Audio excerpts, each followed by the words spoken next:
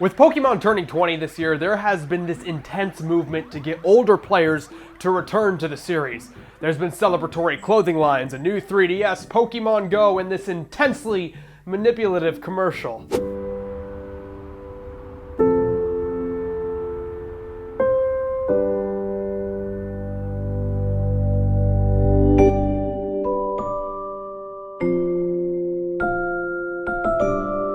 Commercials, marketing, and general manipulation has always been a part of the Pokemon franchise.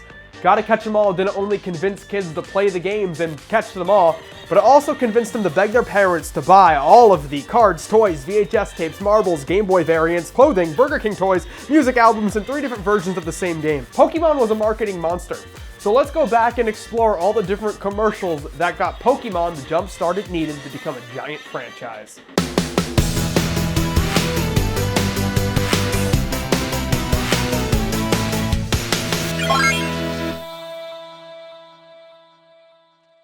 If people were going to adopt Pokemon at any level, it had to be at the Game Boy games. It was the basis for all of this after all. If the foundation didn't get promoted, how was the rest supposed to succeed? You can't catch all 150 Pokemon by yourself.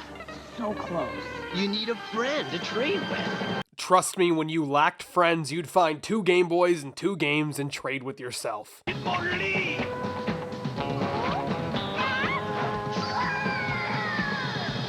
Oddly enough, there's some continuity between these commercials. As Drake Bell is trading, a bus driver looks up to see the Pokemon crossing the link cable. Cut to commercial 2. Hey, little buddy, want a ride? Yeah, whatever. That same bus driver is now interested in catching Pokemon. He takes them to a trash compactor and crushes his own bus into a Game Boy, crushing all the Pokemon and catching them all because Drake Bell didn't feel like walking over to the next building. And then there's this Pokemon Yellow commercial which kind of encourages poaching animals, but we're not going to talk about that. You would hope that all the Pokemon merchandise was spawned out of the series' success, but before Pokemon even came out, Nintendo Power released a promotional video promoting Pokemon and all of its merchandise on every level. You've been selected to receive the sneak peek about a phenomenon called Pokémon. Wait, so I've been selected to receive a sneak peek? Me, personally. Pokemon, the journey's just begun. I just adore this sick 80s synth music. Pokemon, Team Rocket's on the run.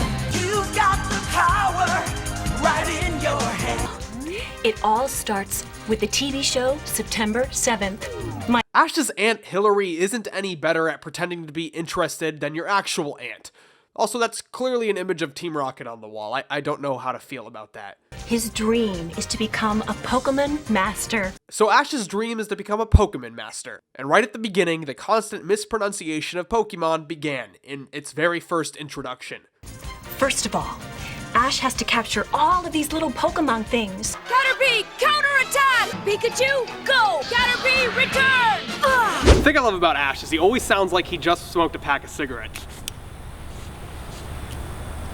I don't get why the standard voice for little boys is chain smoker. Billy, what the fuck are you doing? You know what they say about smoking? You smoke, you croak. I don't smoke. It was for a video, Mom. What, you're gonna show this video to your friends? They're gonna think you're cool? It was a joke. A joke? You know what's not a joke, Billy? Lung cancer. That's not a joke. It was for a video. I don't smoke. You know, I only do this because I love you. Look at me. I love you. Yeah, I love you too. Yo, dude, are you okay? I really don't think a middle-aged person is the best person to sell Pokemon to younger kids. Well, there's Brock. He's a good guy. Look how fucking cool Trey is. But Troy over here is just like, I came along and have nothing to say. Ash challenged him once at the gym in Pewter City, but now they're buds and they're on the journey together. And then Team Rocket, they're bad. No, Team Rocket's not bad, they're just misunderstood. And to prove that, I'm gonna go over their team motto. To protect the world from devastation. Devastation is an incredibly negative thing, and protection from that doesn't seem that bad. To unite all peoples within our nation. In this intense political climate, that would be nice. To denounce the evils of truth and love. Truth and love may seem like fuel for good intentions, But the worst things happen under good intentions. To extend our reach to the stars above. That sounds like Team Rocket's pro NASA. Team Rocket blast off at the speed of light. Well, it's impossible to go faster than the speed of light. Surrender now, or prepare to fight. Hey, you gotta fight for what you believe in. Pika who? I was glad to find out that Ash's first Pokemon was in fact little Pikachu. You're not a real science teacher. Don't be deceived. These little cheeks unleash electric potential and electromotive forces equal to the difference of a constant current of 1,000 amperes when the power dissipates between points. Well, let's just say that little Pikachu can zap you. This single moment in the video made a generation of children skeptical of science. Mr. Carlson knows that everything he just said only sounded intelligent, but there was no intellectual substance to his explanation. I would not be surprised if Mr. Carlson was the reason Ash chose to drop out of school at the age of 10. What I like best about Ash and Pikachu, though, is how they bonded. Loyalty. Now, there's a quality you can't teach in the classroom. So what can you teach in a classroom, Mr. Carlson? Because it's obviously not science. Who's the redhead? Who's the redhead? Well, I was the redhead after I dyed my hair. Temporarily. Misty met Ash when he took her bike to get Pikachu to a hospital, so now she's on the journey with them. But I don't see the point. Misty doesn't need Ash. She's got skills of her own. I'll take care of these 3 clowns. That's pretty big talk coming from such a little lady. I'll show you! Pokeball! Go! Do you see this video pushing a pro-Misty agenda? I remember that clip. She ended up using a Goldeen, which just flopped around on the floor for a second before she returned it to the Pokeball and then ran away. And Ash has always showed determination in class. Do I think he's got what it takes to be a Pokemon master? Yes. Yes, I do. I think Ash can cut it. This is why Mr. Carlson has no credit within the intellectual community, because Ash sucks at Pokemon. It's on you, Troy. Prepare to lose, Troy. Yeah, fuck you, Troy. And that's not all. This is Pocket Pikachu. This is a Pokemon strategy card game. I'm collecting the Pokemon beanbags and toys. I can't wait for the comic books. You gotta watch Monday through Friday starting September 7th. And be sure to look on your video's mailing label for the Pokemon TV showtime and station. And oh, that must be the Pokecar. This is sickening. I'm really disappointed in myself for buying into this when I was a toddler, and then a kid, and then a teenager, and now an adult. Shit. After the Pokemon concept and games were sold, the merchandise came storming in. Pokemon are everywhere. They're invading. I love how a lot of these early advertisements clearly didn't really know what Pokemon was supposed to be. It was called Pocket Monsters, so they basically treated them like movie monsters. Power. Their whirlwind power blows them away. Oh, no! There's nowhere to hide. Yikes! Can they be mastered? And there's this one kid who's just so excited about Pokemon that he's letting them come into his, well... Gotta catch them all! Want to catch a real live Pikachu? Now you can command Pika power like never before.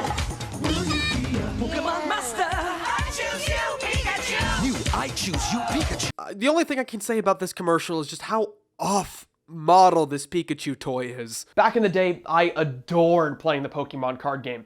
Though despite everyone else I knew collecting the cards, I was really the only person who knew how to play it. Luckily, there was a VHS tape that came along with Pokemon Base Set 2 that actually taught you how to play. Pokemon is a collectible trading card game. That means there's cards you collect, kind of like baseball cards. Then you make up your team of all different players called Pokemon. Your Pokemon will fight against your friend's Pokemon, and whoever wins the most battles will win the game. This has to be the most concise explanation of Pokemon yet. I congratulate you. Unfortunately, IMDb doesn't have your name, so I can't contact you to say thank you. The tape has a kid named Jimmy teaching a bunch of parents how to play Pokemon. Right away, I think it's pretty clever because most of the parents had no idea what the fuck Pokemon was. Okay, alright, settle down, parents, settle down. It's time to begin. And in this class, we're gonna learn how to play Pokemon. Yes, question. Can we trade Pokemon cards in class? Now, I know trading is fun, but that's not why we're here. Jimmy, don't shut down his question. It's teachers like you that quash students' desire to learn. Yeah, Yeah, I've been trading Pokemon cards for a long time, and I almost have all of them. Yeah. Okay, thanks. That's great. Don't be surprised if I continue to use that clip as a reactionary clip. Okay, thanks. That's great. Wait, what?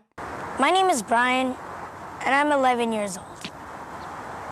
I guess the person who uploaded the video accidentally recorded over the tape. I think Pokemon's a lot like baseball. Oh, wait, maybe not. Because they both have trading cards. I usually play Pokemon after school. It's kind of fun. I like to win. Most of the 30-minute tape is pretty standard, but the rest... Cheaters never prosper. It's nice to take turns. You gotta play by the rules. Things like never give up. These aren't ads for Pokemon, these are recycled ads for some life-changing medicine. My name's Heather, and I'm 13 years old. I think riding horses is really fun.